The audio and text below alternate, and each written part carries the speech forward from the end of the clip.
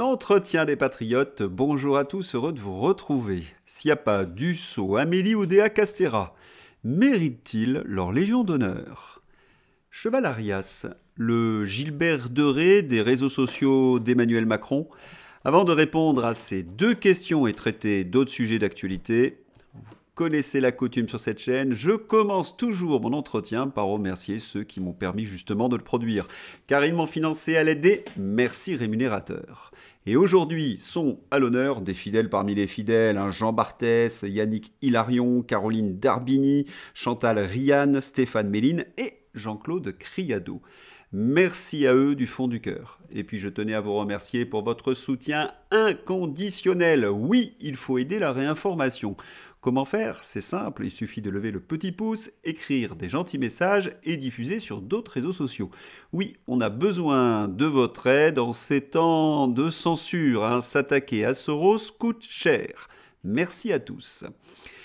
Des nouvelles de Nathalie Loiseau. Voilà, Nathalie Loiseau, ingérence Soros, demande à Ursula von der Leyen, ingérence Atlantic Council, de censurer la plateforme US X d'Elon Musk. L'Europe, c'est la cour de récré de l'État US. De quel droit exige-t-elle la censure de X? Et puis, qui représente-t-elle? Les Français? Pas vraiment.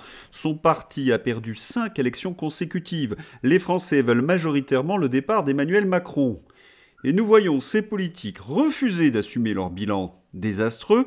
Et que font-ils? Ils se battent, comme Nathalie Loiseau, bec et griffes, pour empêcher la liberté d'expression. C'est QFD. Et oui, car sur X, on dénonce leurs mensonges, leur corruption, leur politique épouvantable et leurs réseaux. Sur CNews, le cas désespéré de Nathalie Loiseau a été évoqué par Marion Maréchal. Ingérence. Marion Maréchal évoque les liens troubles de Nathalie Loiseau avec Georges Soros. Vérity France. Il va falloir savoir pourquoi Nathalie Loiseau est si proche de Soros et nous donne des leçons sur l'ingérence. Si vous avez suivi mes 2 derniers numéros, vous connaissez la réponse. Soros est l'ennemi mortel de Musk et de Trump. Sur le service public, samedi soir, dans l'émission Quelle époque, présentée par Léa Salamé, on a convoqué le banc et l'arrière-banc de la galaxie Soros pour vomir sur Elon Musk. Jean de Lorraine, séquence lunaire sur le service public. Charline Vonnecker de France Inter. Dans Thierry Breton, c'est Che Guevara. Ensuite, elle insulte Elon Musk, c'est un gros C. Thierry Breton, vous ne voulez pas venir tweeter avec moi sur les réseaux? Je vous mets l'extrait dans ma description. Vous y verrez des minables comme Charline professer des vulgarités et des insultes devant les yeux de Gobi de Léa Salamé, ravi. Voilà le niveau des progressistes. Vulgarité, insultes et propagande. Mais intéressons-nous aux invités de cette émission Quelle époque? Thierry Breton, par exemple. Saviez-vous que Thierry Breton était déjà membre du Conseil consultatif mondial de la Bank of America en 2013, à l'époque où il était encore PDG de Atos, quand la corruption fait partie de notre ADN, sans que cela ne suscite le moindre scandale? Pourquoi s'en priver? Je rappelle que Thierry Breton vient d'être embauché par la Bank of America. Il y avait également sur le plateau de Quelle époque, Christine Ockrent. Quelle époque? Christine Ockrent. Elon Musk sait s'entourer. Il choisit des gens qui ont plus de talent que lui. Christine Ockrent et Thierry Breton analysent les stratégies de Musk et Trump pour gagner en influence. Traduisons cette propagande. Les invités de Léa Salamé ont vomi sur Elon Musk et sur Trump. D'ailleurs, ils reprennent un narratif que l'on retrouve dans la presse mainstream. Elon Musk serait un médiocre, mais il sait s'entourer. Bon, nous on a compris. Christine Ockrent et ses complices essaient de briser le prestige du patron de Tesla. Et d'où elle parle, Christine Ockrent? De la galaxie Soros? Eh oui, Christine Ockrent est membre de l'ECFR, conféré mes 2 précédents entretiens. C'est un think tank financé par George Soros, l'Open Society, pour promouvoir son projet démoniaque. Et qui présente Quelle époque? Léa Salamé, dont le père est au conseil d'administration de l'Open Society, fondation de George Soros. Que le monde est petit. Il n'y avait donc pas beaucoup de diversité sur le plateau de Quelle époque? C'est le moins que l'on puisse dire, et pas de modérateur. Mais que fait l'Arcom? Le nouveau directeur de l'Arcom est proche d'une association pro-migrants. Alban de Nervaux est en effet le mari de Laurence de Nervaux, directrice d'un think tank financé par Georges Soros, qui planifie l'implantation de migrants en ruralité. Et tous ces gens-là, Nathalie Loiseau, Thierry Breton, Christine Ockrent, Léa Salamé, essaient de nous expliquer que le véritable danger pour la démocratie, c'est Elon Musk. C'est fascinant. Un petit retour en arrière s'impose. Chez Sud Radio, nous avons reçu des avertissements lorsque nous avons posé des questions sur l'efficacité des pshoots contre le Covid. Certaines de nos vidéos n'ont pas pu être postées. Il faut le répéter, avant le rachat de X par Elon Musk, nous vivions dans un régime de censure. Sous l'ère Biden-Macron, comptes fermés arbitrairement, censure de tweets, algorithmes qui nous empêchaient d'être visibles. On a bien compris, ce clan, c'est la censure, car sans cela, leurs méfaits deviendraient publics. Tenez, un exemple, dans mes salons de conversation, je viens de poster donc le 7e épisode consacré à la pandémie. Juin-juillet 2021, la mise en place du pass sanitaire. Eh bien, quand on reprend les archives, c'est absolument terrible. Leurs méfaits, euphémisme, vous prennent aux tripes. Et c'est cela aussi, X. C'est une mémoire de leurs mensonges, de leur propagande. C'est pour cette raison également qu'ils veulent censurer ce réseau social. Pensez à Gilbert Deré. Gilbert Deré, la 3e dose redescendra assez rapidement sur les enfants. Et quand on aura fait les 5-11 ans, ça descendra. Pujadas l'interrompt de la main et dévie la conversation pour parler du pshoot pour tous les adultes. À la lueur de ce que nous savons, oui, c'est terrifiant. Eh bien, tous les propos de ce faux expert sont sur X. En 2025, il y a un nouveau Gilbert Deré. Ah, il ne s'agit pas de pandémie, non, il s'agit de réseaux sociaux. Un drôle d'expert donc est apparu dans les médias, Cheval Arias. Lui, il organise le « Je quitte X ». Il faut quitter X parce que c'est devenu une machine à manipuler l'opinion, explique David Chaval-Arias sans rire. Mathématicien, directeur de recherche au CNRS et membre du collectif Hello quitte X. Petit conseil, avez-vous songé à sauvegarder votre communauté pour le retrouver sur Blue Sky ou Mastodon? Avant de supprimer votre compte X, passez d'abord sur Hello quitte X gratuit, anonyme, déjà 10 millions de comptes reliés.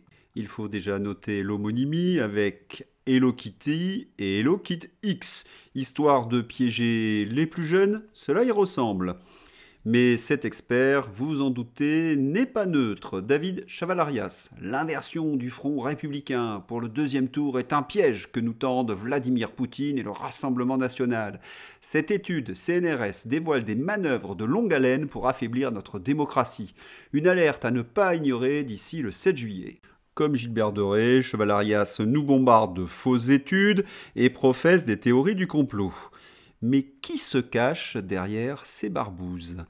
Derrière Hello quitte X, le CNRS, la Ligue des droits de l'homme, la Quadrature du Net, le SNJ-CGT, l'avocat Harry Halimi, le journaliste d'extrême gauche David Dufresne. Et derrière toute cette extrême gauche se cache encore Georges Soros, c'est fou.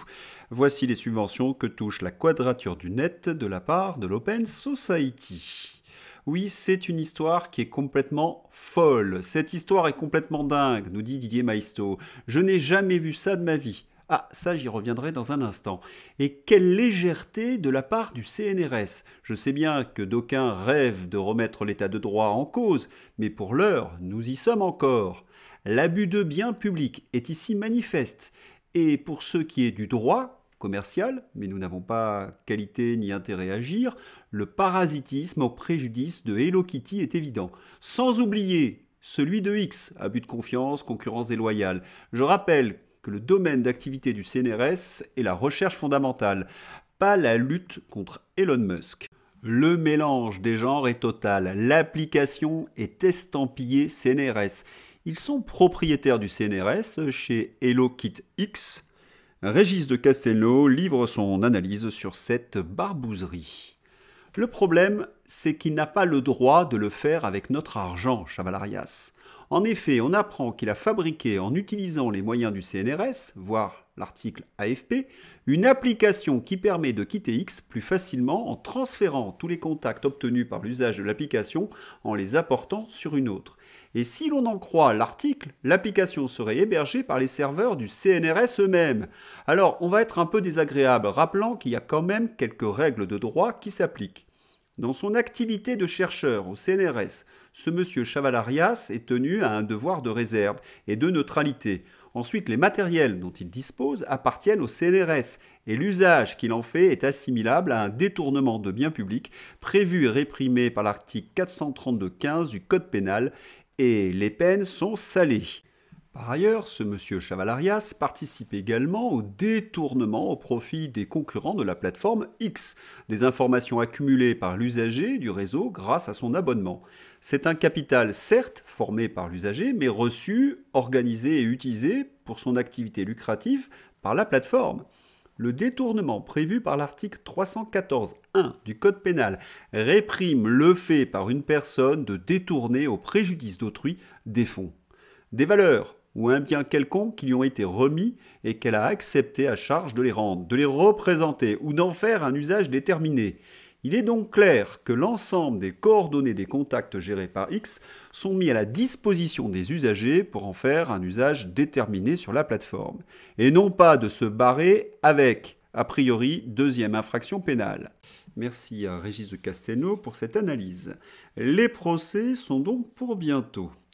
Je voudrais maintenant revenir sur un propos de Didier Maisto. Je n'ai jamais vu cela de ma vie. Ce mélange des genres, il me semble qu'il y a un précédent fameux. Oui, Conspiracy Watch de Rudy. Faites une recherche avec le mot Soros sur le site de Rudy Reichstadt.